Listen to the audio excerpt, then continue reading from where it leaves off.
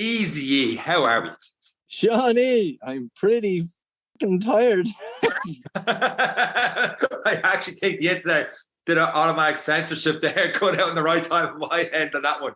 But I muted myself. I'm getting good at blocking my swears. Oh, very, very well done, sir. Very well done. Yeah. I'm an old wives' tale. I think I have found the cure.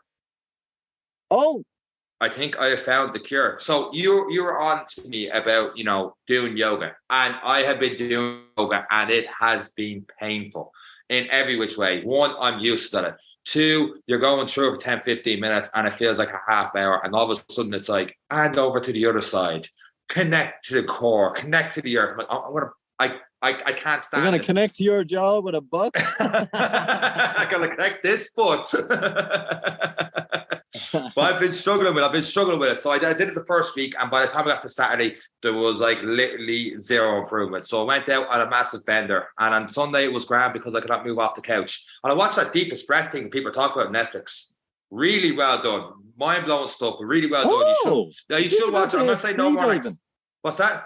Is this about the free diving? Yeah, so one big deep breath, and they're trying to break world records and stuff. Like, I'm afraid to talk about to give away spoilers, but it's in terms of documentaries, I thought it was really, really well done. So cool. So I'm going to say no more than that, except, my head was spinning watching it. You do see blackouts, though. And when you're hungover as bad as I was and seeing people's eyes in blackouts, I was nearly getting sick all over again. I couldn't look at it. But and then Monday, the leg wasn't as bad. And I realized, I did a week of yoga, so obviously it was the alcohol that was the fuel. So another week of yoga, I went to a wedding then on Sunday, and I was standing before the start of the wedding. I was like, this leg still feeling a little bit at me. For some reason, after a couple of whiskeys, Saturday night dancing all over the dance floor, there was no pain at all in my leg. It felt great.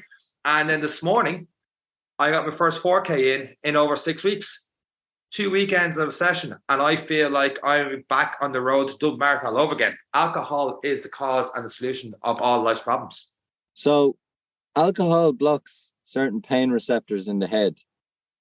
So what you're saying is it's all in your head.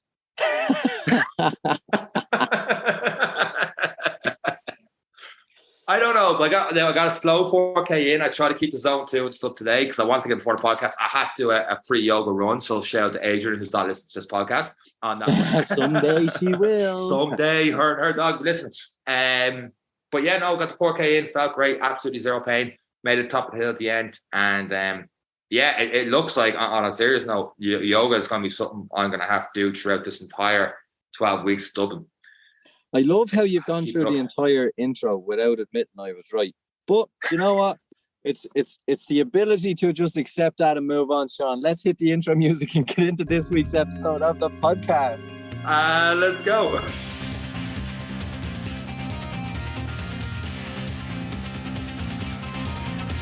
The amount of people that have I can't believe we're doing yoga every day. And two, being like, so it's working. And as stubborn as I am, it hurts me so much to be like, I suppose is the best answer I've gotten out of me. It's the yes, no, it's definitely working. And it's so silly because I'm so happy. Like I'm back running. It's great. I'm back in my training. And I'm like, but Eric was right. That's hard to admit. Yeah. That is hard to admit. So I want to move swiftly on from that. If I'm 12 weeks away from Dublin, you're 11 weeks away from your Ironman. How are you getting on? Yeah, it's ramping up. Connor is I had a look at the next 2 weeks. So he sends me out the next 2 weeks on a Sunday, and it's usually heavy week followed by not so heavy, like a couple of rest days in the second week. But you always get complacent. So last week I was like, this is a bit easy, isn't it? Then I had a look at what's in store for me this week, and I'm like, oh my God. What do you mean by heavy week and not so heavy? So did you fluctuate every second week? Then it's really hard then, and you feel like just going to run down the easy week, or what's going on? And look, it's not easy. There's still 10 or 12 training sessions in the easy week. It's just there's a day or maybe 2 days rest day in the second week. Is the intensity drop due to that, or is it still intense but not as many days? The intensity is still building. Like, there's still intensity there. But does it drop? Does it go heavy intensity, slightly lighter in terms of like how hard the sessions are, or just the amount of sessions, and then goes heavy in terms of everything again? No, it doesn't. You just get more rest in between them. Oh, okay, so you're going for like interval sessions, and not like in one week and out the next week or anything like that. Yeah. But it's a phenomenal amount of training. So I had a look at for next Sunday. It's a 4-hour cycle, 1-hour run. Back. Huh? Back. Yeah, it's a brick session. So I have to cycle for 4 hours. Then, I have to cycle for 6 hours and then run for 5 if I can do a marathon in 5 hours. So, like that's 5 hours your Sunday. God, I'm not complaining like that. But like even it's really 6-7 hours gone. It's a working day nearly in terms of getting ready, getting your gear, kit all done, shower, post, meal, all the rest afterwards. 6 hours a day are gone. The problem is I'm on the air medical service again on the weekend. So if I'm to get them in, I have to get up at 5 o'clock and get my run and cycle all in and boxed off before work starts. Obviously, 5 o'clock on Sunday is tough, but does it make it easier for you that you're lying there in bed and you're like, oh, I don't want to do this, but you either get up there and then and get that session in, or with work you having a hope. Like sometimes when I'm doing a Sunday run, like I meet to go at 8 o'clock, but I know I pretty much have most of the day to get this run in. So I might not end up leaving till 11 and 3 hours are wasted, however the race is. I've no other plans for the rest of the day because I don't know why. But anyway, whereas you're like, it's this time, that's it, or is it like 5 o'clock, it's just setting up it? No, it's that time, Rick, because it's 12-hour shift, it's 10 to 10. So if it's not done before 10 in the morning, I'm not going doing a 5-hour cycle or a 4-hour cycle at 10 o'clock at night. 4 o'clock. That's where me and all the stray drunkards in Athlone down the Greenway at 2 in the morning. Probably not the best idea. So it's all about getting it in early. So it'll be a bed early, up early, get the training session in. But again, like there's an element of toughness to that. And it's an element I suffer with. I love my bed. It's mad. Like, I don't know if other people are like this. I'm not great for going to the gym in the morning. I'm not great at training in the morning because I love sleeping. But you'd think for a guy who loves sleeping so much, I'd want to go to bed at 10 o'clock. But it's like, I feel like I'm missing something. It's like, if I don't stay up till 12:30, what am I missing? Like it's just, there's just something about it. But when I come off the 4 days, like you're looking at me today on the bank holiday Tuesday, I've been did the 4 days over the bank holiday weekend, and you're like, you look tired, and I was like, yeah, I'm absolutely wrecked. And it wasn't because of weddings and drinking, it was because of the training and the working. But yeah, so it's busy. And then like this morning, Kate was like, maybe take today, and like as in not come and do work and other things with the other business and everything else. And I was like, yeah, do you know what, I think you're right. I think I'll just go training about 10 o'clock, have a break, go training again at 3 o'clock, and then just enjoy my evening. And then I was like, oh, but I need to do this. We need to do a bit of advertising and podcast to do with Seán. And then I was like, I should have went training at 6. I was so annoyed with myself driving over here at 10 o'clock. I'm after wasting 4 hours. But you know what that is? That's your fault because you're up to 12:30 last night doing nothing. Had you slept at 10 and 7, you had a clear head and made the right decision. Be like, no, I've got my 8-9 hours. I don't need any more sleep. It's up and at it. Let's go. But you know how bad that's it is. I was coming home and we actually finished on time, which is a rarity, and it was great. And I was on the road, had everything ready just in case. You see, always kind of do that kind of, you don't want to jinx it, but I had the car packed, I had the bag packed, I had everything done. It was like, maybe it'll happen. Maybe I've accepted I'm here late, but maybe it'll happen. And boom, it happened. In the car, gone. Rang Katie on the way. I was like, I want a Chinese and I will be there at 9:05. So but then she forgot the prawn crackers, so I wasn't happy. But that's just the level of hungry that I am. Like I was thinking about my breakfast when I was on the bike. I was thinking about my lunch when I was doing this. Like I can't explain how hungry I am all the time, and it's taken a while. So I am losing weight. It's kind of balanced because I'm noticing my legs are getting bigger. I even putting on chinos I hadn't worn in 2 weeks, and I'm like, Jesus, all the cycling is starting to pay off. But it's the belly is staying the same, and it's just because I'm so hungry all the time. And I'm eating a hell of a lot. But I did meet a fine line on Sunday. Right. I did I wanted to do a semi-fasted cycle. I know I'm going to run out of energy, yada yada yada, but I may run out of energy on the day, and I wanted to see what that breaking point was or what it was. So I had a late-ish dinner. I had a horrible run, so I did this on purpose as well. I had my dinner at 7, and then I went running for an hour and a half at 8 because I wanted to run on a full belly, and it was disgusting. Absolutely horrible. The reason being, if I take on a lot of water or a bit of food and I just have that full belly feeling, I just wanted to see, what's the limit on it. And again, it's all about seeing what I like, what I don't like, because I'm going into the unknown. And it wasn't enjoyable at all. So I think it'll be more liquid snack based for me rather than a big sandwich in the transition. It's going to have to be light on the belly. And it's one thing I discovered. And no, I'm not saying I had a big dinner. I had a little bit of rice and chicken. It wasn't like I ate a 12-inch pizza and said, how far can I run? It was a light dinner, but the solid foods just sat in me, and it just wasn't good. So then I finished my hour and a half run, 10-miler Friday night at 10:15. And then I was on the bike at 6:30 the next morning. And I didn't eat breakfast on purpose. Now, I know everyone's going to be listening like, oh, well, that's stupid. It's obviously going to happen. I was like, I know. I just wanted to see when it was going to happen. So on the bike, not a bother. On the way back with the bike then, I was like, okay, sufficiently hungry, starting to get the bellies, kind of like telling me I'm hungry. And then I had a kind of large, it's like a Belvita snack bar, breakfast bar. Okay. So for about 10 minutes, I was chewing away, happy as Larry, ate the whole thing. I had a 1.5 liters of water while I was on the bike as well, cruising. And when I came back in the last 20 minutes, I was kind of like, I'm glad it's the last 20 minutes. I'm pretty tired. So at that point, I was realizing I was running out of energy. And I was like, perfect. Now I have a 30-minute run to do, and I'm very low on energy. So I got off the bike. The first kilometer was horrific. Oh, shit. I had heavy legs from the night before, did a good cycle, and then I don't even know, the first 400 meters, I don't know how many times I just wanted to stop and quit. It was absolutely disgusting. I cannot describe the weight in my legs, the effort to get one knee forward in front of the other, one to just keep the turnover. That's all I kept telling myself, just keep the legs turning over, it'll be okay. And then I kept looking, it was 500 meters, still fucked. I was like, oh no.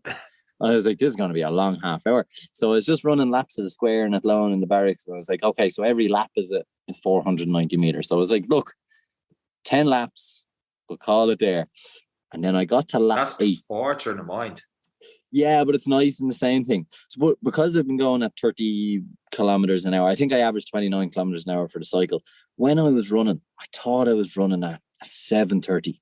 And it was only when I looked at my watch, it was 5:25. And I felt wrecked and slow. And I was like, this watch is doing this. So anyway, Garmin was the problem. Nothing else was the problem. And then after lap 6, it was still at a 5:20. I was like, okay, maybe I actually am running faster than I think. And I had settled a little bit. But then at lap 8, it was like everything just disappeared. It was like, right, we're not going any further. Oh, wow. And I was like, wow. So I ran in. I got near the hunger knock. I ran in and I had a little can of Monster that I'd been saving because I don't drink much caffeine and stuff, but I had it open. I had it ready. I had a little yogurt drink and I had a quick snack and I lumped the 3 of them into me. So you'll see I have 2 runs on Sunday. I have a 20-minute and I was like, I'm going to die. But I had a little bit but just with those things just hitting my stomach, everything settled and I went back out, hit the watch and comfortably ran another 10 minutes. And I could have ran another 30 minutes. So this is me doing an experiment with me. So it's not necessarily energy I ran out of. It was just a hunger feeling that made me stop. Because there was no way I was getting the energy from the drink straight away. The caffeine didn't hit in 30 seconds. It just settled my stomach enough to go, okay, we can keep running. So for me, again, it proves that liquids, soft foods, little and often is going to be the way I'm going to have to kind of attack this. And how I get them in is now part of the discovery. And we're going to talk about the likes of Tailwind. We're going to talk about, do I eat a Boost bar as Fisher loves, or am I going to have a Milky Way bar, or am I going to have a Belvita on the bike? So this is where all the little things are going to have to come in, and it's time to, and even kind of set it in the plan, it's time to start looking at the nutrition with the training as well. So like, people are going to be going, he's a clown, but you have to, I've never gone this distance. You have to figure out where the fail point is. That in my head, and this is just Eric being an idiot, but I had to figure out I'm not actually wrecked. So I went to a level where my body just said, we're going to drop. And just by putting something in my mouth, it went, do you want to do another half hour? So it's understanding mentally, that's going to be great. Yeah, and that's what it's about. So yeah, breakfast would help, obviously. Yeah. But, people have to remember, I'm going to be swimming for 2 hours before I get on that bike. So that breakfast is well gone at that stage. And I'm not exactly eating in the water. Well, I'll be drinking a lot, but take on a sea monster and take a bite out of it. But it's, so like everyone's like, oh, you should have breakfast just before your cycle. It's like, well, I'm not going to have any food 2 hours. I'll be training for 2 hours and then I'll be on the bike. So I trained for an hour and a half the night before, so but it's not like you're doing this in every cycle. You're not starving yourself in every cycle. It's every now and again, just go into the hurt locker and see. Yeah. Especially on that Sunday, we're going to actually doing the Ironman. It's like, okay, let's see how far I can push this with limited food supply, and then what kind of foods work. I knew it was only going to be a 2 hour 20 cycle because I needed the half hour to run before work. So yeah, it was.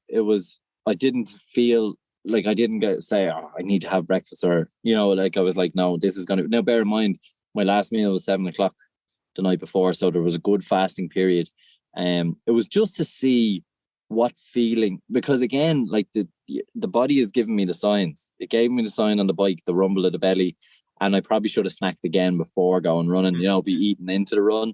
But all these things are lessons I'm learning. I've never done one before. And everyone, look, me saying this does not mean it's gospel for everyone. And everyone can say, well, clearly we're going to get this, or you should have obviously done this.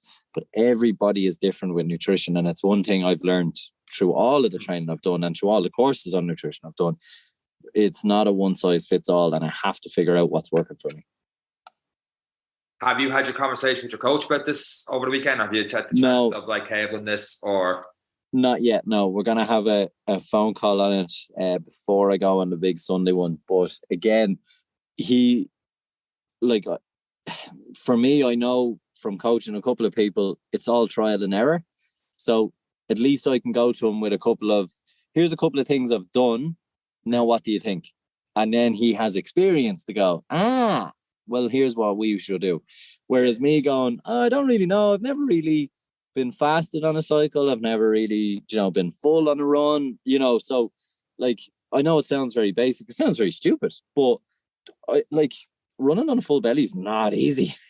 Well, there's going to come a point where you're doing that run where you've been training for so long that you're not going to be able to digest any more food, and you're going to need to get food into you, whether that's liquids or not. But it's going to be like, I can only handle half this Tailwind or half gel. It's like, and that sounds silly because you're looking at these small snatches, but I've been there on long runs where you're like, this Nutrigrain bar, I'm going to have a bite now and save a bite. I'm starving right now, so I can't even relate to what I'm saying. It's like, I'm going to have a bite now and have a bite like 10K down the road. I need this food, but I can't physically have another feck of bite. So the body's like, right, we're either the destiny sitting down or we are finishing this race, and you pick. So you're putting yourself in that situation where at least where now you're like, okay, I know what it's like to be either really full, trying to keep going, or try and force myself some food. So you're training the mind more so than anything else there. Yeah. Obviously, you're training the body, but. Yeah, 100%. I just needed to know. But more importantly, like a lot of the time when I find when I'm doing any of the long races, I've either gotten to a point where I'm so hungry.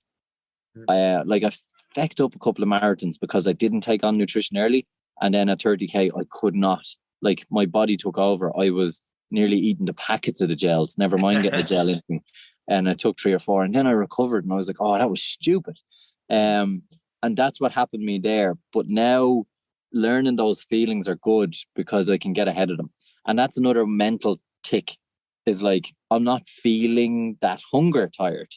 Do you get me? if I'm not feeling that hunger tired and I'm not feeling sore, then we could be okay to keep going. You're just tired, it's so yeah, it's trying to discover it all. It is a minefield, and trying not to need to go toilet, trying not that's to a big one. do that. Yeah.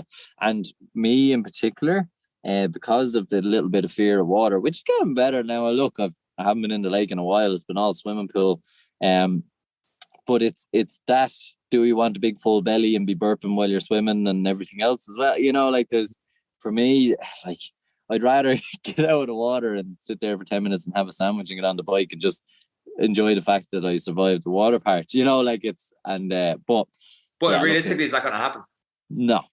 You're like, I gotta get some quick into me in a way, like on that transition. And away you go. Yeah. So that's what we're starting to think on now. But yeah, so far is good. And again, like, one thing about the swimming I've learned is, like, you can be all power. Like, I have gone, so on some of the sets, it's like, okay, this is a 7 out of 10 RPE, so perceived effort 7 out of 10. I was like, right, rah, and off I go, and the arms are pulling.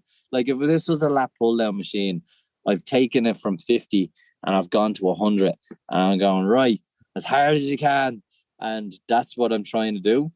And after the 100 meters, it's like, oh, that was 3 seconds quicker. Well done. I was like, no. And I just can't get. So I'm actually down. I'm trying everything. So there's an Aussie group. I think he's an Aussie coach. I'll just check my emails here. I want to get the name right. But basically, it's learn to improve your 100 meters in 5 days. It's called effortless swimming. So I haven't done any of the days, but I've got the email to say day 5 of 5. But basically, and it's one thing, I've had a conversation with one of the guys when we went on an aircraft session. Donald was saying to me, it's all about technique. He's like, I didn't swim for nearly 8 months, and I got in with guys who were training for a while. And he said he just focused on his technique and he left them all for dead. And he didn't put in any effort. And it's all about efficiencies. And if I can't get efficient, I'm going to be wrecked getting out of the water. So I think the confidence in the water has improved enough that I can hold my breath a little bit. I can take on a bit of water in my mouth and not panic. So now I'm at a stage, it's like, okay, let's start really. So I have been working on my technique, don't get me wrong. I haven't just been mongoing up and down the pool, but I've been doing it to what feels good from watching a video here of someone saying, when your arm is in the water, imagine you're pulling a load of cookies off a table. And I was like, oh, that makes sense. I don't know if it's also a big bear hug, Eric. The arms go forward. What they were trying to tell me to do was keep my elbow high and pull kind of the wrist and forearm to get a lot of that catch. And I was like, imagine you were just pulling a load of cookies towards you on the table. I was like, you speak my language. Good coaching cue. I like that. Yeah. So little tips and little tricks, but yeah. So now I've gone with a 5-day plan just to try and work on my catch element and the arm element, because my legs are useless in it as well. So, but I'm hoping salt water and a wetsuit will just keep me on top of the water, and we'll let the arms do the work and keep the legs anyway.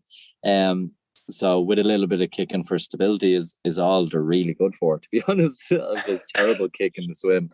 And who put you on to the Australian thing? The swimming thing? Again, I was like, here, maybe give this a go. Yeah, look, he's done 12 Ironman. You don't go through 12 Ironman and not have a trick or two in the toolbox. He'd be listening to me now, giving out, because I've mentioned him about 4 times already.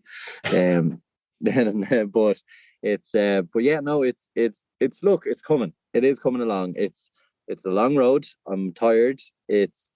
Everyone has asked me, are you happy you're doing it? I was like, it's one plate I probably didn't need spinning at the minute, but to be still doing all this, to be still working full time doing this, the business, the Ironman, the whole lot, it's, and even this podcast is 2 hours a week we set aside, or it's another plate to spinning. But it's nice to go into these places when you don't want to go for a cycle and you get on the bike. There is I have to say, I've had a few finish line moments. People may or may not know what that means, but when you think you're not going to do something and then you get to the finish line and you just feel that little bit of emotion, or I've had a few of them moments just because I was like, I really don't want to go swimming. And then I go to the pool and then I swim it. Then I'm like, well done, like that, like feeling. Same with the cycles when you're wrecked tired and you're like, don't want to get on the bike, just start spinning the legs. Don't want to go running now, just keep them turning over. I'm going to collapse because I haven't eaten. You run in, you take a bit of food, and most people would be like, no, I'm done. And I was like, no, you have 10 minutes to do. Out you go. So those moments are giving me a little bit of something, not just for an Ironman, but just in general, that when you think you're done, you're not done. There's always room for a bit more. There's always room for a bit more effort. Time management has to be spot on. You can't waste a minute. So like when people are asking me how was 2023, it was like, do you know what? In 2023, I did not waste a minute of it. With all the things that have gone on since January, it's like it has been like I haven't seen a lot of friends in a long time. I suppose that's one of the other. Well, I suppose that's part of people that get married and ages and all that kind of things. And Ironman is a lot of a commitment. So I do admire those who are committed to it. But it's been a phenomenal lesson that, and it comes back to your original question. Do you think about just doing it in the evening like a run? Is like, you don't have time to think. You just have to go and do it. And that's probably the best part about it. It's just, you're so efficient with absolutely everything. It's embracing that journey, and like I know you're finding it very tough, and the wheels spinning and everything else going on right now. But it sounds like you're somewhat enjoying the challenge. And yeah. I know, like, I'm not saying that as in like you're 5 o'clock in the morning, you got a perk in your step, like, hey, let's go and enjoy this. Obviously, it's a struggle, it's a grind getting up, but those little finishes, those little stepping stones towards Portugal, it sounds like, and you need to somewhat enjoy the Owen Conley, he's an advanced paramedic. He was on with me for the bank holiday weekend, so he came out cycling with me. He's good on the bike. In fairness, he done a good bit of cycling. Very knowledgeable about bike cycling training. He's done a hell of a lot of it. But again, he was out with me on Sunday, and he was like, "Oh, if you do a quick burst of maybe 270 watts or whatever, what you think?" And I was like, "We'll see." And he was like, "All right, you're not as chirpy or as fresh this morning, are you?" I was like, "No." It was all one word answers. I'd say I was an absolute miserable to be beside for, I don't know, I was barely even able to talk. And I knew, like, he had that to do as well. He was trying to get his 200k goal for the week. And I just said to him, I was like, why not go for your burst now? And then you'll catch me on the turn. Like, I'm turning at 1 hour and 10 minutes and I'm heading back. And so for him, he had to chase. So he had to chase me down then. So he got a great session. And I just enjoyed being in a little pain cave on my own, and having a couple of chats with myself, because sometimes when you're beside people and you're that tired, you actually feel worse. It's more draining trying to hold conversations, everything else. You're thinking other things rather than just yourself and you're running. Sometimes 100%. It's great. Sometimes you're by yourself. And for me, it's the feeling of holding them back as well. And it's just like, look, let me just suffer here on my own, and I'll get through it. And sure enough, knowing he was chasing me down was enough to keep me going. So I was like, well, if he's going to catch me, he's going to have to work. So I know I couldn't hold the same power and same speed he can, but I could hold enough that he would have to work very hard to come and catch me. So you're still training together. You're not both side by side. You're still training together, whether you're 50k down the road or not. Like. And listen, it was nice to start in the first 10k to warm up into it and have a little chat. Don't get me wrong, it's fantastic. But again, it was great to get someone, knowing that he was going to be there, ready to leave at 6:30 is what got me out of bed. Like it's that little bit of accountability. But then once the wheels are turning, and it's kind of like when me and you do any marathons, we don't do them together anymore. It's show up at the start line, and once the gun goes, you say, right, we'll see you in a bit. See you, Thomas. And that's the way the cycle kind of worked. And look, it was brilliant. It's great to have people to train with every now and again, but at the same time, even I have my own session to do, and it's unfortunately it's kind of has to be selfish now as well. I can't keep deviating from a prescribed plan as well. It's kind of unfortunately me and Lorcan have kind of swapped shifts. We're on the opposites, but I've learned a hell of a lot from having to just do things on my own now. I haven't got him there to be like, come on, we're going training. So it's good, like, to get into it alone and starting to meet people in the pool now who recognize me. I've gone back into the regional sports centre a couple of times, and you have a little chat. So yeah, no, it's been really good. There's value in that as well, in the sense that I'll go for the swim, and I'll pay the €7.50 or whatever it is for the swim. And then I'll be getting near, so say I have to 1,800 meters to do, and I get to the 18 and the cool down is there, and I still have 15 minutes. It's like, yeah, but I've paid. So I go swimming again. So get the most for 750. Yeah, I'm trying to get the most out of my 750. So it's, us humans are stupid. But yeah, no, it's coming along. It is coming along. But yeah, we'll just have to keep trucking it and see. Lost Sheep is coming up in a couple of weeks. When is that? That's start of September. Brilliant. So that's going to tell a tale. So we'll see. We will see what state we're in then. 100%. I've run out of questions, Eric. You look wrecked. I feel like going back to bed, pal. Yeah, I'm pretty tired, but there's a day's work to be done, and because I didn't train this morning, I have 2 training sessions to do tonight. So, again, stop feeling sorry for myself and get to it, get to work. And if anyone wants a hair transplant, you can give me a call. Quick little plug to end this week's episode of the podcast. I'm not gonna lie, as we're talking, we have a couple of guests coming up over the next couple of weeks, though. So there is exciting things coming. And we've said that before, and it hasn't happened. But no, this time it is different. We've one hopefully locked in now, and we will build on that throughout the rest of the month. And of course, we will have a big guest at the end of this month as well. Hopefully. Yeah. Well, actually going away to a small little deal going to the World Championships. Nah, that's not a big deal. She's got to win it. She's going to win the thing. Of course, we're talking about Rachel. Rachel is coming back. So, yeah, Rachel gets back this weekend coming. So, yeah, so hopefully a couple of training sessions. That's, I'm actually kind of looking forward to a training session or two with Rachel. So at least I can say I trained with a potential world champion. But it's, Rachel's coming back, and we might have an episode from Helsinki during the Ironman World Championships as well. So, yeah, it's really coming down to the business end of things for a lot of people and a lot of training. So it's absolutely brilliant. But exciting weeks to come. It's interesting. And those who are on their marathon journey, well done. You've probably come across your first niggles. They come and go. Don't be worried. The marathon is not over. Do your yoga because it works. Do your stretching. I feel like you're just calling me out subtly. We've done full circle on the podcast now. Do your single leg exercises. Build the strength. And yeah, if anyone has any more questions on the Dublin Marathon, I know we cover a lot of different topics. It's been all about me because, yeah, look, I'm so vain. No, it's about a journey. And we do want to talk about other things and marathons. We're conscious of the Dublin Marathon and those who are taking on their first one, those who are taking on their second, their 10th. But yeah, we'll revisit the Dublin Marathon over the next couple of weeks as well and give more tips and tricks as well. So do keep listening, and thanks for the 700 downloads we have received last week, and July being our highest downloaded month we've ever had. But thanks so much for everyone who listens to us, and do keep coming to us with questions, topics, and if you know someone who would be great to listen to or great for the podcast, as happened with most of our guests, absolutely reach out to us, and we'd love to have them on. Well, I've been doing pull-ups, I've been doing bench press, I've been doing sliders with like glute bridge walkouts and stuff like that. And I can't make a podcast for run day out of that. So it's been all about you for a good reason. I've gotten 4K done the last 6 weeks, so I'm on my own road to Dublin Marathon. Hopefully a bit more for the podcast this time next week. But that is it for myself and Eric. Take care. Bye.